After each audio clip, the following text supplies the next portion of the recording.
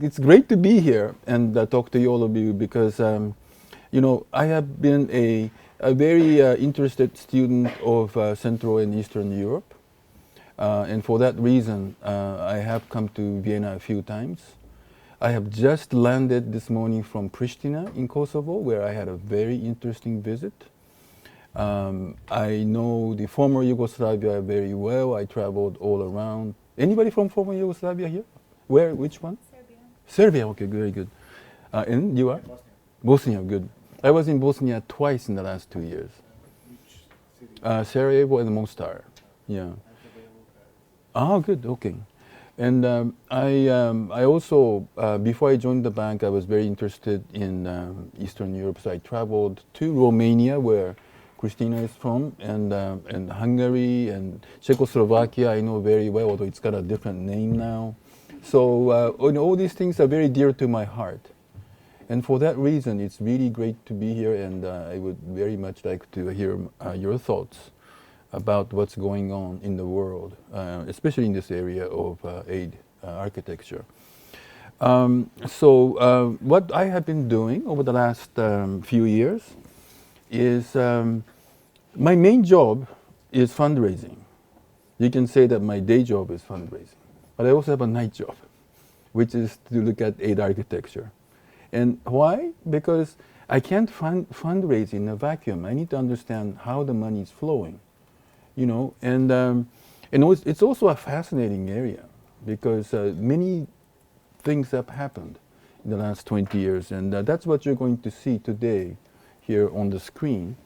There are 4 major megatrends that have taken place in the aid architecture. I wanted to mention, I want to explain that to you.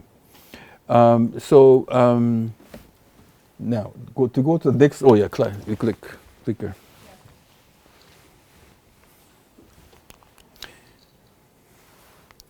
Okay, so the 3 main objectives of this presentation is first I'd like to show you what are those trends in aid architecture that have been apparent in the last 2 decades. And also second is to illustrate with particular evidence from fragile and conflict-affected countries. You may or may not be familiar with this term, what we call FCS. These are the countries around 32, 33 around the world which have very low governance and capacity caused mostly by conflicts. And the third objective is to discuss how these trends matter for development. Because as you will see, they matter a lot. And that's why I have been putting these issues on the table, and I'd like to keep doing that. So before proceeding, I'd like to say a few words about the methodology and the data sources. And one of the novel things about our research program is that it's drawn on 2 major sources of data. One that almost everybody uses when it comes to aid architecture is OECD's creditor reporting system. It's a very comprehensive system, but it has a number of drawbacks, meaning it only captures data from those countries which are willing to report to OECD. So the so-called non-traditional donors, they do not report to OECD. So that part is completely missing. And there are some other technical things, but I won't go into that for now. So we have that OECD data. We complement that with a data source that we call the debtor reporting system, DRS, and that's managed by the World Bank. And this is all about loan data. And this is, well, loan and grants both. But this actually includes the non-traditional donor commitments, because we get the data from the recipient countries, and they have the obligation to report what they are borrowing for, what they're getting funding for, to us. So we have a fairly comprehensive data from the country side. So we combine the OECD data and with the World Bank data to come up with a study. So these two graphs show you, sort of gives you a very broad picture of how the funds have been flowing in the last 20 years. The first, the two categories in the bottom of your left-hand graph, the ones in the light blue and the kind of darker blue, these are public finance, right? The public grants in dark blue and public loans in light blue. So these are monies that flow from the government. And that's been sort of stagnant, more or less flat over the last 20 years. What's been going up a lot more is the three other categories on the top, which are from financial institutions, sovereign bonds, and also export and support credits. Export support credits is it's actually a little bit different, but financial institutions and sovereign bonds have been increasing. Especially if you look at the sovereign bonds, it's really increased over time. And this essentially means that these developing countries are issuing bonds, Euro bonds mostly, and raising funds in the capital market. Which is not a phenomenon that you saw very much in the last 20 years ago. And now it's very prevalent. Now, with the COVID crisis, it's sort of come down in 2022, but the long-term trend is for this to go up.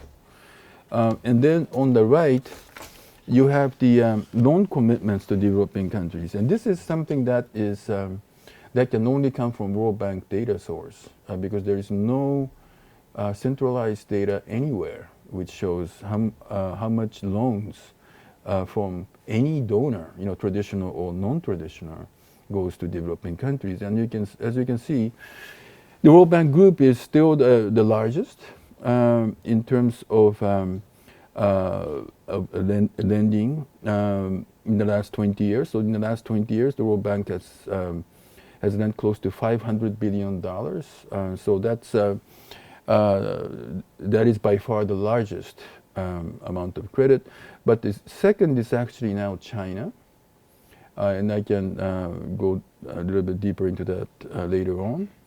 But China has become a very large source of development finance, especially what we call non-concessional financing. So these are at market terms and going mostly to Africa, but in these recent years they've been diversifying more. You also have the IMF, but IMF, as you know, is a balance of payments finance. It's short term, so it's quite different in nature from what the World Bank does, or for that matter with other creditors as well. And you have all these other creditors. But what is striking about this picture is the increasing presence of non-traditional donors. So besides China, we have Russia. We have also the Latin American entities like CAF, which you see down below, Islamic Development Bank, India, Saudi Arabia. So these donors are becoming bigger and bigger, and it's come to a point where it's a little bit pointless to talk about the aid architecture without understanding how these funds are flowing.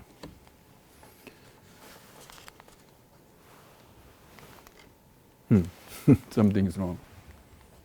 It's not the arrow on the keyboard. Okay. Ah, even that's not working. What is that? Okay. Okay, just use the fingers then. Okay. Maybe So, okay, go so back to then, the slide. Yeah, perhaps. okay. Yes, okay, so this one. So this is this shows the recent trends, or the trends over the last 20 years in terms of where the ODA is going. And it shows some interesting trends. What you see here, what's noticeable, is that there is this pink color that you see on the slide, and that is what is called emergencies at home and abroad. Now, in 20 years ago, this was a negligible amount. I mean, ODA was used mostly for long-term development financing. But in recent years, this has grown. And this is mostly to do with support for refugees in donor countries. And that's now become 15% of ODA. So that has, ODA is a zero-sum game. So if any category gets more money, it has to come from somewhere. And so that means that there's less money going to things like debt relief, which used to be a very large thing. It's not in this particular slide. The budget support and cross-cutting thing, it's remained, pretty prominent, but it hasn't grown as much as people expected this to be. Infrastructure financing, although this is considered a very important need in development financing, but as you can see, it hasn't really grown much. So you see these kinds of patterns, and that also goes to show that the definition of ODA is now being, how should I say, debated. Because ODA used to be, as I said, long-term development financing. But we're now seeing these humanitarian types of fund flows being counted as part of ODA. And that has motivated the donor countries to give more to short-term funding at the expense of long-term financing. Yeah. Okay, so now the first megatrend, as I mentioned, I'm going to talk about 4 megatrends. This is the first of the 4. And what I'd like to talk about is the phenomenon of proliferation. Proliferation essentially is about the increasing number of development financing agencies that provide financing to developing countries. What you see here is that between, in the last 20 years, the number of donor agencies which are involved in channeling funds to developing countries has more than doubled. Actually, it's almost tripled. From 227 20 years ago to 613 now. Now, this is partly because the number of donor countries has increased. You went from 64 to 117, so nearly doubled in the last 20 years. So, but what is really fueling the increase in the orange bar, the number of donor agencies, is the fact that the proliferation of aid channels has taken place in each donor country. I mean, in each major donor country, that rather than having one or two very centralized development finance flows go from the donor country to the developing countries, we're seeing multiple agencies in a donor country getting involved in channeling funds. And for instance, the line ministries, like Ministry of Transport, Ministry of Agriculture, even in some cases I saw in the data that the police force, is now developing, channeling funds to some of these countries. So that is a very noticeable trend of this multiplication of agencies that are involved in development finance. Now, what does this mean at the country level, at the level of developing countries?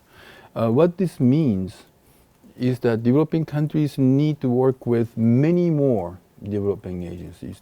If you see the case of Ethiopia on the far left, 20 years ago, they have had to deal with 118 donor agencies. I mean, that's already a lot. Because, these agencies, they all come with their own reporting requirements, their own procurement guidelines, financial management requirements. So if you have 118 European donor agencies to deal with, well, that's a heavy burden on you. But since 20 years since then, it has more than doubled. So now Ethiopia has to deal with 258. So, the patterns are not so dissimilar in Mozambique and Pakistan. So this is happening in many countries. And what it does is that it places a huge burden on the shoulders of developing countries, and it sort of reduces it increases the transaction costs for these countries, and and diminishes the efficiency with which they undertake development projects. Now, so that was number one. Number two is fragmentation. And it is very much linked to the first trend. And many people have suspected that this is happening. But with the data from OECD DAC, we were able to actually show how the numbers have actually changed. And what is most striking about this slide is that the average size of a grant-financed project 20 years ago was already quite small, $1.5 million. That is very small, and basically you can't do infrastructure projects with that. You can do technical assistance, you can send a few consultants to the field, but not much more. 1.5 million is actually a pretty small amount. I mean, if you're doing, say, a transportation project or a large agricultural project, you will need hundreds of millions of dollars. But the average size of a grant-funded project in developing countries is only $1.5 million 20 years ago. Now it is half of that, 0.8 million. And having worked on developing projects, I can tell you that with $0.8 million, there's very little you can do. What you can do is what we call mosquito bite projects. So it's like a mosquito picking on your skin, and you might feel a little itchiness, but that's about it. So that is a issue of major concern.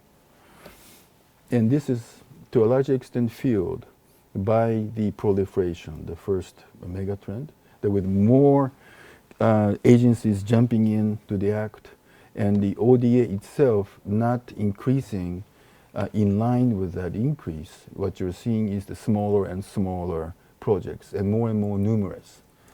So you can say that the pie of ODA is being cut into smaller and smaller pieces and more numerous. So this is just a visual presentation to show that in the area of health, the fund flows have become very complicated. We're just taking one example, but you can see that on the left-hand side of the slide, you have this graph with the donor countries on the left-hand column. The middle column is about where the money flows to, and the right-hand column is the sector. But as you can see, it's very complex, and it's very difficult to figure out where the monies go. And in the slide on the right, it shows how OFF is a term that is used to catch a very broad spectrum of public financing that goes to developing countries, both at concessional terms, which is ODA, and non-concessional terms, which is OOF. And if you put the two together to define the totality of public funds flowing to developing countries, we call it OFF, official financial flows. And as you can see, the average size of official flows over the last 20 years, it's come down, but if you look at the health and education, it's come down even further. You know, so, and again, 0.8 million for an average-sized health education project is very small. I think the best you can do is to purchase and install some equipment in a hospital or in a school, but that's about it. Next one is the third mega trend, and this is about leveraging. Now, you may or may not be familiar with this term, but essentially it entails, it means that you are using your capital, your asset, to go to the capital market, issue bonds, and in that sense, multiply the volume of the funding that is available to developing countries by several times. Now, in the case of IDA, $1 that comes from a donor, it goes into IDA's balance sheet, and it is used as a basis to issue bonds in the capital market, and combined with the reflows from previous credits, we are able to give $4 to developing countries based on $1 donor contribution. So we are leveraging 4 times. You know, and we can do that because we are a bank. IDA is a very peculiar, it's a very unique type of bank which provides a lot of concessional financing. But we are still a bank. You know, we are rated by credit rating agencies. We are rated AAA. We issue bonds all the time. So we can do that. All banks do this. And then, you know, the other multilateral development banks also, they can leverage. But what has happened in the last 20 years is that the funds that go to these institutions which can leverage has remained flat, stagnant. So on the left-hand slide, you see this dotted line. And there's some upward and downward moves, but essentially it's remained at the same level. Whereas the bilateral ODA channel through vertical funds are going up more clearly, and also, you know, as you can see on the right-hand side, the dotted line on the right-hand slide is the amount of bilateral ODA which goes to vertical platforms. Now, these are platforms that are earmarked for special purposes, like climate or could be health. Earmarked, and it's a trust fund. Essentially, it's a fund that collects donor contributions, and then it goes out without leveraging to the developing countries. Now, what this means is that if you get a dollar from a donor country into a vertical fund, it will go out to developing countries as, say, 90 cents, because they need to subtract the amount to cover for their administrative costs. So, you know, there is no leveraging, and to be more precise, there is negative leveraging, while the MDBs, including IDA, which I'm responsible for, I'll come to that in a few minutes, they can all leverage. You know, in the case of IDA, $1 from donor turns into $4 for developing countries. Now, what does this all mean? So it means that, you know, everybody's talking about the scarcity of ODA and the tremendous and increasing needs in developing countries. But the whole system is allocating more and more resources to the least financially efficient forms of channeling, you know, instead of the most efficient. You know, so that is something that has basically widened the financial gap in developing countries. Now, the fourth megatrend, and this is something which which has not been talked about much, and each time I talk about this, I get a strong reaction, and I call this circumvention. And circumvention, how I define it is, how much of the ODA actually goes to the developing country governments. Because developing country governments, they are in charge of using their budget resources, donor resources, to map out and implement their development. So, you would think that they should be getting the bulk of ODA. Now, this slide is about the OFF, so it's a totality, concessional and non-concessional. Now, about 20 years ago, there was a international slogan which was widely accepted and circulated. It was, put the countries in the driver's seat. So let these developing countries, drive their development agenda, and the donors should help them in that quest for development. But what has happened since then is the opposite. So if you see this on the left, 2007 to 2009, about 20 years ago, about nearly 40% of OFF went to the recipient government. Now this, I think even that, people will see as low, because for like in the Paris Declaration, people would expect much more to go to the client governments, and you had 23% going to NGOs and so forth. Now, so if you look at where we are now, that 39% has been halved into 20%. So only 20% of OFF goes through the client governments. So when you only see 20% of the total OFF, there's not much, these country governments can do, because they don't have control over the budget. They may not even know how much money is flowing to other things. And the other things, well, the multilaterals, now this needs some explanation. These are trust funds.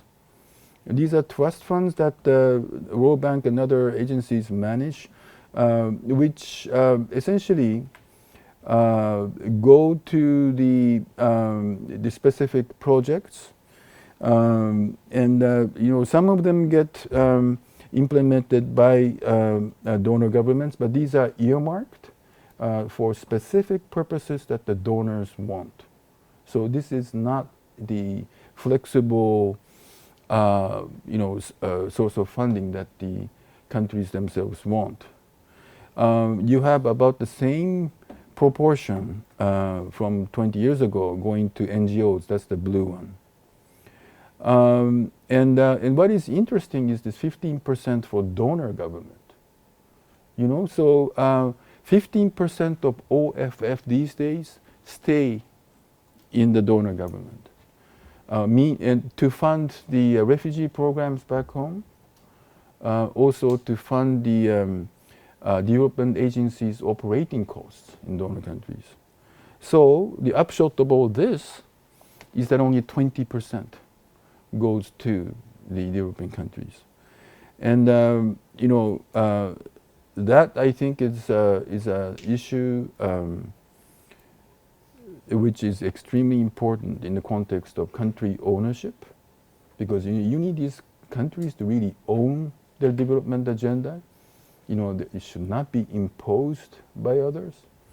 But how can you drive your own agenda when you're only getting 20% of the resources?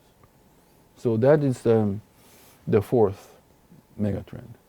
Now, this is a slide which shows another trend. So this is, I'm not including this in the megatrends, but what you are seeing here is that you have these countries which are dealing with high levels of debt.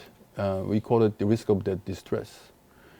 And the World Bank provides does not lend to countries at high risk of debt distress because you have severe constraints in terms of repayment.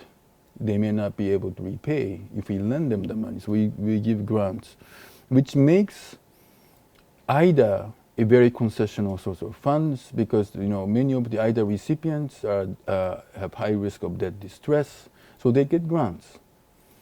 So there is a kind of automatic mechanism within IDA that if you are heavily indebted, you get more concessional resources, but at a lower volume. We have a discount rate which basically says, because you're getting grants and not a loan, which is the grants are more expensive, obviously. So we're going to take a cut from your allocation. So that's what the bank does. But if you look at this slide, what is clear is that the proportion of OFF that goes to countries at risk of high distress has become harder in terms of financial terms. So you have less ODA grants in terms of percentage, and you have a higher percentage of ODA loans. And also over time, we're seeing a kind of steadily relatively high level of the other official flows that you see in orange. Other official flows essentially is export credit. So these are not concessional. These are actually quite hard. So that is another thing that we need to grapple with as we try to help these countries at high risk of debt distress. Now, and then I mentioned at the outset this notion of FCS, fragile and conflict-affected situations or states. Now, these are countries which are very poor, very low capacity. So in terms of the level of governance, very low, often or mostly prompted by ongoing or past conflict. We have many in Africa, but not only in Africa. Now, these are the countries that need the help the most. And you have some of these countries are very populous.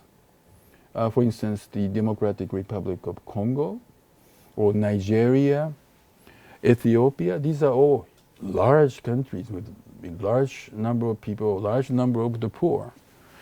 And so they need a lot of help. But as you can see, by far the largest source of funding to the neediest countries is IDA. This is the financing facility that actually it's I manage in the bank. And this is a fund that has existed since 1960 to help the poorest countries. And for the latest round, which finished in December, we've had 59 donors. So, I mean, that's great, and each time we do a replenishment, the amount goes up. So I'm very proud of what IDA has achieved. But look at the whole picture. Despite this tremendous needs in FCS, IDA is almost the only game in town. I'm exaggerating a bit here. But other sources of funding are very small. And I don't see much room for them to increase. Now, this is a big problem because, these are countries which can sink into more conflict, more out-migration, less growth, more poor people, less jobs. All these things can come out of these fragile states. And yet, besides IDA, there's not much going on. Okay, so you'll be happy to know that this is the last slide. And essentially, what I want to say is, I think it's important to put these issues on the table. I have been doing that for the last few years, but I think it really needs to be debated at a higher level. There is this Finance for Development conference coming up in Spain, in Sevilla, at the end of June and beginning of July. We are making the case that these issues need to be tabled, and I think that will happen. So these issues need to be discussed at the policy level, not just at the working or technical level. And the last thing I want to say is, so these 4 megatrends are big issues. They are huge problems to contend with. But what I have been saying, and frankly, this has sounded so self-serving. I don't, tell this to everyone everywhere. But we need to make use of IDA, which is the largest concessional financing pool, because we can leverage. We can turn $1 into $4. And we have the platform. We are present in just about, in the majority of IDA countries. So, we can, as our president, Ajay Banga, likes to say, we are a defragmenter. Instead of giving money to 10 different agencies, just give it to us, and we are going to take care of it. And almost 100% of IDA's money goes through the client government. Now, we don't shy away from doing that because we can deal with it. What the other donors worry about in circumventing the client governments is, can these governments actually take care of the money in a responsible way?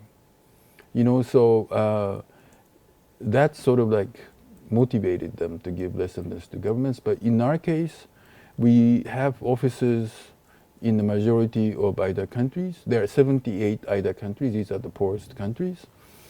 And we have staff who work with the government counterparts to implement projects, oversee procurement, oversee financial flows, which is hard work.